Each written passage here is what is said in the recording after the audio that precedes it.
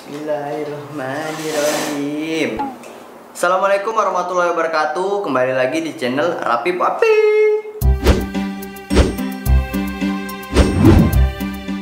Ya, daripada hidup kita ngepoin akun orang atau kita ngurusin hidup orang, pengen tahu urusan orang lain di Instagram.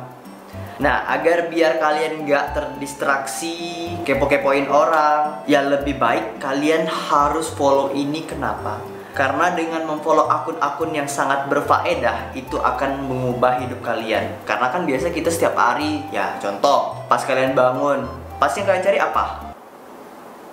Bukan WC kan, tapi HP kan? Lihat HP, scrolling, ada nggak notif. Gak lama tuh kalian ke Instagram gitu, kok ada notif. Oh, ke Instagram, scrolling. Ah, nggak jelas. Kalian makan siang scrolling, malam kalian scrolling. Nah, itu kan adalah distraksi sosial.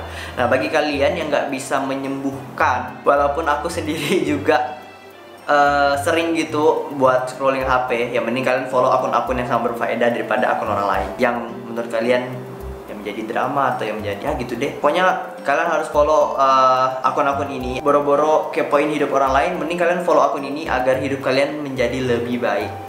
Nah, apa aja sih yang akun-akun yang aku rekomendasikan buat follow?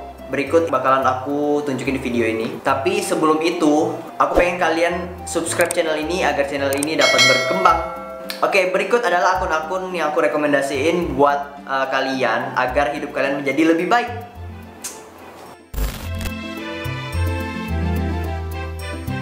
Oke, yang pertama adalah @kilatif. Bacanya Kayelatif gitu. Nah, kenapa yang pertama aku sebutkan ini? Karena problem utama yang biasa orang-orang pemalu atau orang-orang yang salah komunikasi dengan orang lain, bahkan terjadi miskomunikasi, kalian wajib follow beliau karena Kiki ini disebut sebagai communication solver, dimana ketika kita berkomunikasi dan mendapatkan sebuah masalah, itu kan biasa kita harus memilih respon seperti apa, terus tanggapan kita seperti apa, perasaan atau mimik wajah kita seperti apa. Nah, di sini Abang Kiki visinya ya membantu anak muda PD public speaking. Oke, aku baru belajar bahasa Inggris juga. Dan ngobrol tanpa kehabisan topik. Akun ini juga udah lama aku follow, sampai aku pengen beli bukunya cuman belum kesampaian. Ya karena nggak tahu sih, aku lebih seneng melihat konten-konten dia melalui Instagram dibandingkan aku harus baca buku, karena banyak aku beli buku tapi aku belum selesai baca semua. Jadi di sini ada salah satu konten yang aku sangat seneng dari relatable gitu dengan kehidupan kita masing-masing. Nih aku bukain, itu cara naikin PD. Cara naikin PD ketika kenalan. Nah, jadi biasanya mahasiswa itu kan kalau udah masuk universitas kita langsung bertemu orang-orang baru. Nah, gimana sih biar kita tuh nggak, ya gimana ya? Karena di kehidupan lingkungan kampus kan kita mesti berkomunikasi, bersosialisasi, apalagi lewat media online nih kan. Nah, jadi konten ini sangat ngena kepada aku karena aku selalu bertemu orang-orang baru. Lo merasa kurang pede pas ketemu orang baru? Oke, jadi gini, caranya mudah. Tapi pastiin dulu lo niat dan usaha biar cara ini berhasil. Sapa duluan. Nah, ini ada tips dari dia, sapa duluan. Biar PD lo naik, lo harus sering interaksi sama orang lain. Minimalnya nyapa. Pagi kak, pagi bang, pagi bu, pagi sayang. Kode sayang. Pertama lo mesti sapa duluan ke orang yang lo kenal dulu. Jangan langsung ke orang asing, nanti lo kaget. Oke, jadi yang udah kayak kita kenal gitu, kita tahu, kita sapa duluan. Nanti barulah kita kenalan.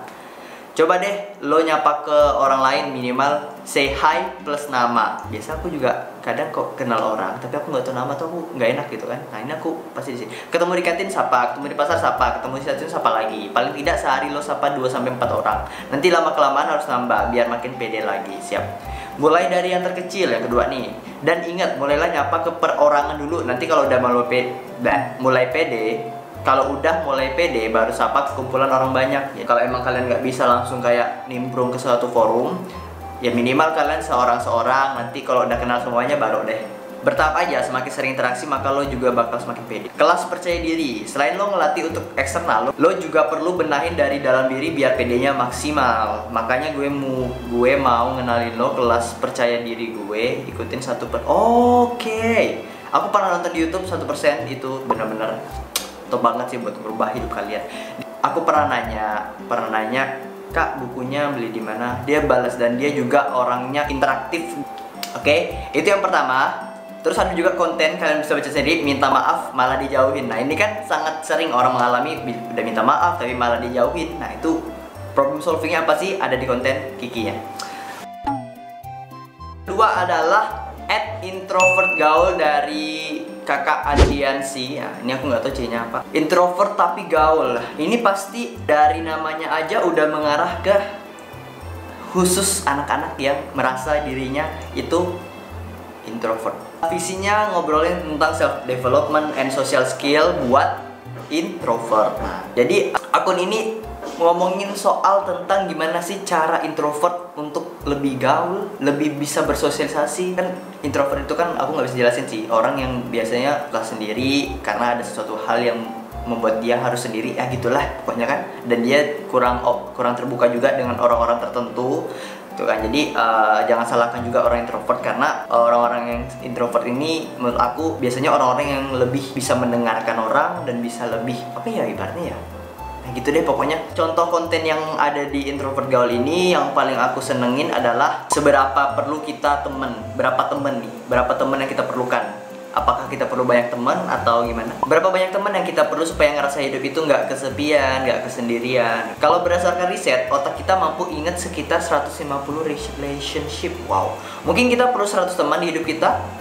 Well, lo nggak perlu 100 teman nih kata dia. Terus lo bisa punya 100 teman di FB, 100 kontak di HP, 100 follower di IG. Tapi rasanya itu cuman angka, nggak beneran ada gitu. Gimana kalau setengahnya, 50 teman? Lo bahkan gak perlu itu, gak bakal 50 teman. Mungkin lo punya teman sekelas dan sekelas 11 sampai 50. Teman kuliah sekelas juga mungkin sampai 50, tapi kurang puas, cuma sebatas teman sekelas aja. Lo cuma perlu 5 teman. 3 sampai 5 teman dekat lebih tepat nih. Ya alasannya kenapa gitu? Ternyata nggak banyak ya. So kalau lo udah punya 3 sampai 5 orang teman dekat, jaga mereka, bilang makasih, ajak mereka ngobrol, apresiasi mereka selama mereka masih ada sampai sekarang. Jadi kadang orang-orang introvert itu lebih senang dengan dia banyak teman, cuman dia lebih senang open minded atau terbuka dengan beberapa temen yang udah paling deket, yang membuatnya mereka merasa nyaman. Terus ada juga tentang ini, kenapa orang tua tuh sedikit micromanaging kehidupan kita sebagai anaknya. Nah itu boleh kalian baca sendiri di konten introvert gaul, nanti saya kasihkan link di bawah. Itu akun yang kedua yang aku rekomendasiin buat kalian follow, bagi-bagi kawan-kawan yang masih merasa dirinya kayak gak terbuka atau susah bersosialisasi ya. Pokoknya kalian coba deh untuk follow akun kedua. Next, akun ketiga adalah akun yang membuat mahasiswa menjadi 10 kali lebih produktif dari biasanya dalam menjalani kehidupannya, yaitu @kuiproduktif dari Bang Wildan nih. Dia memberikan tips untuk produktif. Jadi aku sebenarnya juga masih mahasiswa walaupun udah akhir semester dan harus menyelesaikan suatu kewajiban sebagai mahasiswa. Karena akun ini sangat berfaedah sekali, sangat bermanfaat sekali karena mengubah keseharian aku untuk menjadi lebih produktif. So why aku bilang kayak gitu, kenapa? Karena dari berkat akun IG ini hari-hariku lebih produktif. Aku rajin menabung, aku rajin menggunakan aplikasi untuk lebih produktif, managing time, managing diri, semuanya aku jadi pokoknya lebih produktif deh gitu. Jadi kalau kalian merasa hidup kalian tuh gak produktif, hanya rebahan magar, coba follow akun ini. Kalau slide dikit kan, terlihat nih, ada akun yang 15 cara untuk meningkatkan produktivitas. Nah tuh, ada 15 cara, banyak sekali. Coba kalian baca-baca sambil tiduran, rebahan. Yang pertama ini, yang kedua, 15 ini, gitu. Jadi kalian termotivasi gitu dengan apa konten yang diberikan. Nah contoh konten yang aku lebih senang ini adalah 15 tips agar tidak malas seharian. Nah ini ada kayak hindari perfeksionis, ada paksain, buat rencana, hindari distraksi, kalimat afirmasi, kuatkan tubuhmu, self reward dan lain-lain. Bisa baca sendiri kalian di akun Kuiproduktif. Itu yang ketiga ya. Oke, yang keempat adalah mudah bergaul dari Bang Dimas Alwin. Nah ini dia kategorinya kesehatan mental, tapi juga ada hubungannya dengan anak muda. Jadi visinya itu ngobrolin isu kesehatan mental, penyakit mental, dan pentingnya kesehatan mental buat anak muda. Jadi kadang remaja itu kan ibaratnya masih bimbang, mau pilih yang mana, mau menjalani kehidupan seperti apa itu ya. Aku saranin buat kalian dari SMA harus follow ini. Kenapa? Karena ini bisa membuat kalian menghadapi psikologi seseorang atau psikis seseorang. Akun ini juga sama seperti Kilatif, cuman ini bedanya lebih ke mental health service. Mental health service. atau kesehatan mental kalian lebih mendalam lah gitu, lebih kayak biskisnya gitu. Aku tuh lebih senang baca cara mengatasi negative thinking. Nah, ini kita coba ya. Jadi orang yang gampang negative thinking itu nggak enak guys. Bawaannya suka mikir aneh-aneh terus, bikin overthinking sendiri, bikin cemas sendiri, bahkan bisa bikin orang lain risih karena lo netting melulu, netting. Keseringan negative thinking bisa nimbulin pertikaian antara lo sama orang lain, bisa juga nimbulin pertikaian antara lo sama pikiran lo sendiri. 3 cara mengatasi nih, kasih solusi kan. Nah, aku senang tuh kalau orang bikin konten tuh ada masalah, kasih solusi. Yang pertama, curhat. Kalau netting itu pasti pikiran lo lagi mumet. Coba cerita sama orang lain yang bisa bantu ngelurusin pikiran lo yang kemana-mana. 2, alihin pikiran, coba cari hal positif yang bisa mengalihkan pikiran negatif lo. Ya contohnya olahraga, makan, dengerin lagu, nonton film, main game, dan sebagainya.